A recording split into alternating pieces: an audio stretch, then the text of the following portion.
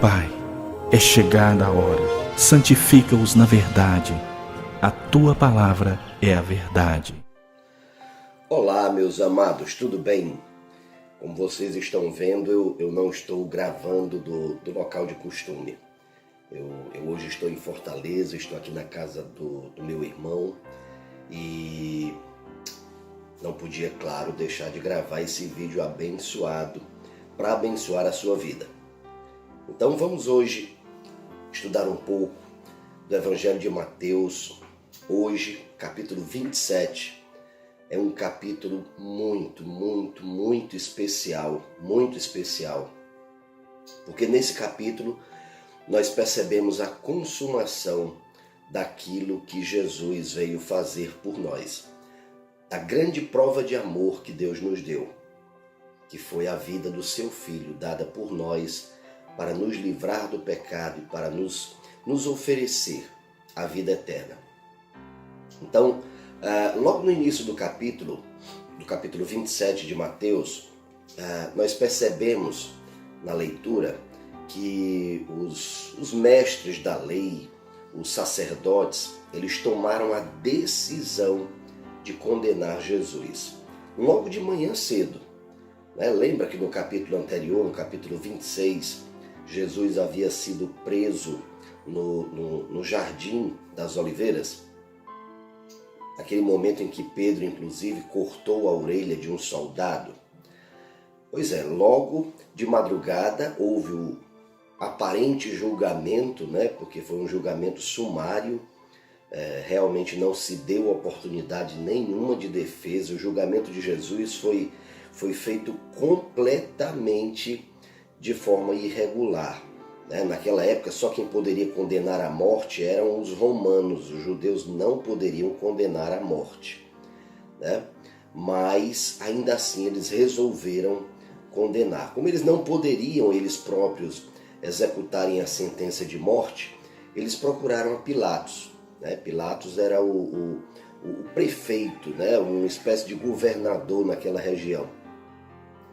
E, procurando Pilatos, eles entregaram Jesus e eles exigiram a crucificação de Jesus. Pilatos não entendeu e foi então promover um julgamento aos moldes romanos, né? Ele levou Jesus ao pretório e naquele momento ele questionou Jesus: olha, estão te acusando aí, né? Mas, poxa, o que foi que você fez finalmente? Se defenda, homem, né? E Jesus simplesmente não abriu a boca, não se defendeu. E por que ele não se defendeu? Ele não se defendeu porque ele estava ali para ser julgado, ele estava ali para ser condenado e ele estava ali para morrer. No entanto, aquele julgamento, aquela condenação e aquela morte não pertenciam a ele. Tudo isso foi feito por amor de nós, porque nós é que deveríamos ter sido julgados, nós é que deveríamos ter sido condenados e mortos. Mas não só temos vida hoje, como temos a vida eterna com Ele. Então, tudo isso só foi possível porque Ele se deu na cruz por nós.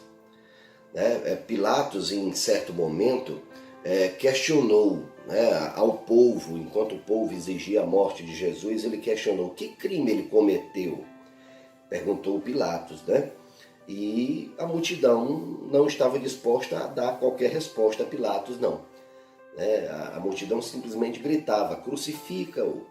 E interessante que a mesma multidão que dizia crucifica-o foi a mesma multidão que um pouco tempo antes recebia Jesus jogando ramos no chão e jogando seus mantos no chão, né? Receberam Jesus com louvor. Então é importante nós percebermos essa atitude. Muitas vezes nós ouvimos falar de Jesus, nós escutamos alguém falar de Jesus e o recebemos com louvor. Mas muitas vezes, quando nos deparamos com o discipulado, quando nós nos deparamos com o que Deus exige de nós para sermos seguidores de Jesus, parece que nós temos muitas vezes a mesma atitude que o povo teve, né? De rejeição. Não, olha, essa área da minha vida não. Não, olha, esse comportamento que eu tenho, não, eu não quero salvação para esse comportamento. Eu prefiro viver com esse comportamento. Claro que nós que estamos buscando a palavra de Deus, nós temos nos esforçado, né, para cumprir esse discipulado, para cumprir realmente esse mandamento de seguirmos Jesus. E eu quero te dizer que, diferente daquele povo, você tem o Espírito Santo de Deus habitando dentro de você. E a palavra de Deus me garante que a boa obra que Ele começou em você, Ele vai terminar. Amém? Então, diferente do que aconteceu com aquele povo que simplesmente rejeitou, e por conta da rejeição eles não tiveram a vida que você tem, pelo fato de você ser templo e habitação do Espírito Santo de Deus, você pode certamente contar, você pode certamente ter certeza de que viverá eternamente, porque o Senhor Jesus mora dentro de você e Ele vai te ajudar a vencer, Ele vai te ajudar certamente a fazer uma caminhada vitoriosa. Mas continuando, após esse momento de julgamento e condenação, Jesus foi encaminhado ao local onde se crucificavam, né? Chamado o lugar da caveira, né? O Gólgota. E naquele lugar Jesus foi crucificado. A crucificação era uma morte muito dolorosa. A crucificação era uma morte que causava muita dor e era uma morte muito lenta, né? Era uma mistura de tortura e execução, né? Então era algo muito doloroso realmente. Mas Ele esteve disposto a fazer isso por nós, né? Ele fez isso por nós. E no momento em que Ele era colocado à cruz, ofereceram a Ele vinho misturado com fel, né? Talvez você tenha se perguntado, mas poxa, o que tem a ver vinho misturado com fel? Né? Nós conhecemos o fel como um líquido que sai da bilis dos animais, né? Quem já viveu em fazenda sabe muito bem do que se trata fel, né? Quando se mata um animal, se abate um animal e vai tratar das vísceras, existe ali uma pequena bolsa presa ao fígado e lá tem um líquido. E aquele líquido, se ele for derramado nas vísceras, ele vai deixar todas as vísceras muito amargas. Mas esse fel que fala a palavra de Deus, alguns comentaristas dizem que não se tratava propriamente da bilis, né? Mas se tratava sim de ervas amargas. E por que vinho misturado com ervas amargas? Porque essa mistura, segundo alguns comentaristas, elas causariam uma espécie de anestesia, um entorpecimento do corpo, né? No momento que a pessoa era crucificada. Como era uma morte muito lenta, era a forma que algumas pessoas tinham de reduzir o sofrimento daquela pessoa que estava sendo crucificada. Mas é interessante que Jesus se recusou a beber dessa anestesia, né? Ele realmente pretendeu sofrer por cada um de nós.